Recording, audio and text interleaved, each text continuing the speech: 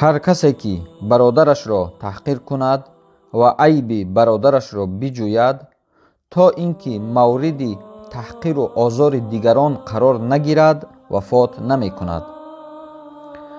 ҳар касе ки ба ризқу рӯзии аллоҳдодагӣ қаноат кунад, аллоҳ таоло ба амалҳои андаки хайри ӯ розӣ ва аз ӯ хушнуд мешавад.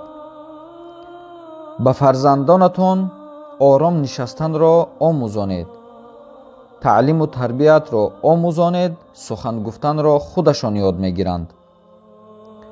дар ҳар куҷое ки никоҳ мушкил шуд ва маҳр қимат бошад, дар он замин зино кардан осон мешавад, зино арзон мешавад.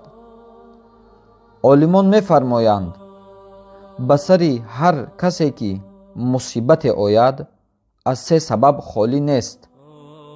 аввал ин ки ба сабаби гуноҳон аллоҳ мусибатеро ба сари он банда ё ки қавме ё ки миллате меорад. сабаби дуюм рафъи дараҷот ва кафорати гуноҳон. аллоҳ таоло мехоҳад ки ба сабаби ин мусибат дараҷаҳои ин банда ё ки қавмро боло бардорад дар ҷаннат ва гуноҳонашонро бибахшад.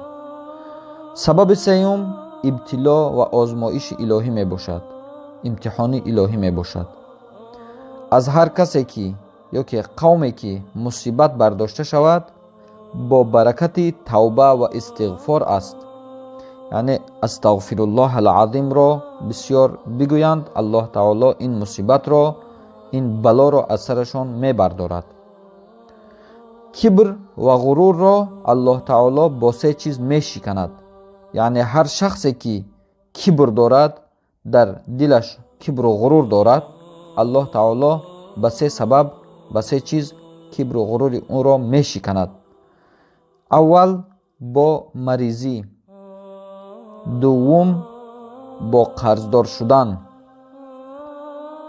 агар бо ин ду нашикаст, кибру ғурураш нашикаст, тавба накард, бо марг ҳатман хоҳад шикаст.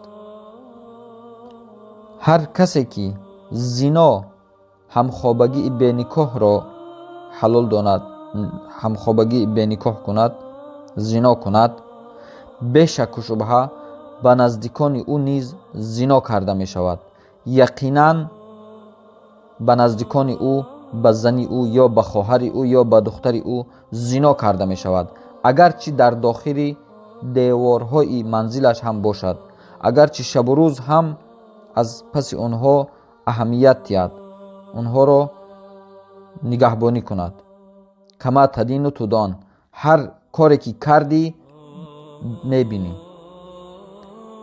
ҳар ки рӯзе 3 бор аз аллоҳ ҷалла ҷалолуҳу вориди ҷаннат шуданро пурсад, талаб кунад, ҷаннат мегуфтааст: ё аллоҳ, ин бандаатро дохили ҷаннат гардон.